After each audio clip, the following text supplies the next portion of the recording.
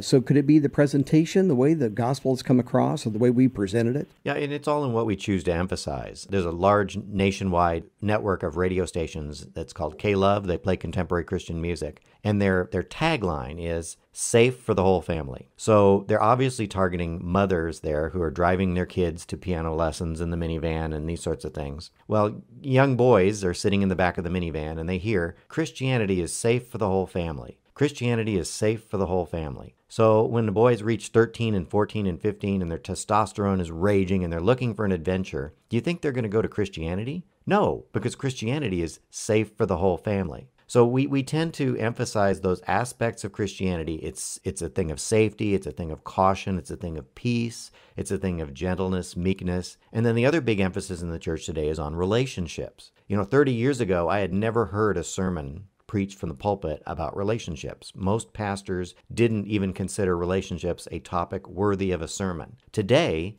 it's hard to go to church and not hear a sermon about relationships. It's become our number one focus. It's interesting. I live in an area, there's 3 large churches in the area where I live in Alaska, and they're very aggressive about marketing and sending out postcards and trying to get new people to come to the church. What's interesting is recently at Easter time, all 3 of them sent me a postcard, and all 3 of the postcards were selling, hey, come to our sermon series on relationships, because that's really become our big product in the church. Well, if church is about relationships, which gender is going to gravitate more to it, women or men? Obviously, women are, because women are all about relationships. They rent movies about relationships. They read books about relationships. It's all about relationships with women. So there's just so many ways, and I write these in my book, Why Men Hate Going to Church. There's so many ways that we subtly communicate to men that church is for women. And that's one of the reasons they're either standing on the sidelines or they're not involved at all. Part of the problem there is something we've talked about on the air all the time, is that life application sermons and messages have taken over, and the preaching of the Bible, the preaching of the gospel, the preaching of doctrine has taken a back seat. We are preaching feel-good messages or things that we think are going to help people in everyday life, and some of that's fine.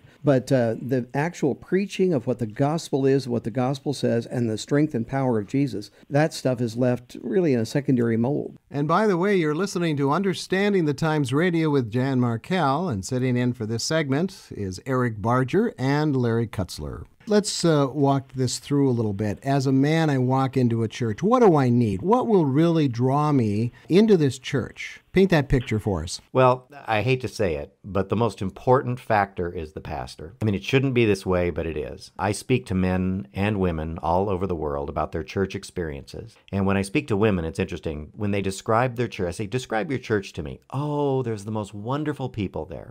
I have the most wonderful relationships. They have this terrific children's program. I just love the music. And then eventually they get around to the pastor. If you talk to a man about his church, the first thing he says is he talks about his pastor. Our Pastor Joe is just a regular guy. I can really relate to his sermons. Or they say, well, we've got this new pastor and he's really a dud. So the thing is, men tend to see their church through their pastor. If they respect their pastor, if they look up to their pastor as a leader, then they will go to church. They will become involved in church. But if they see their pastor as a dud or a fuddy-duddy, out of touch, egghead, whatever, then they will not involve themselves in the church. If I could get into the seminaries of America, what I would say is you need to really work hard to relate well to your men, because men will judge the church based on you.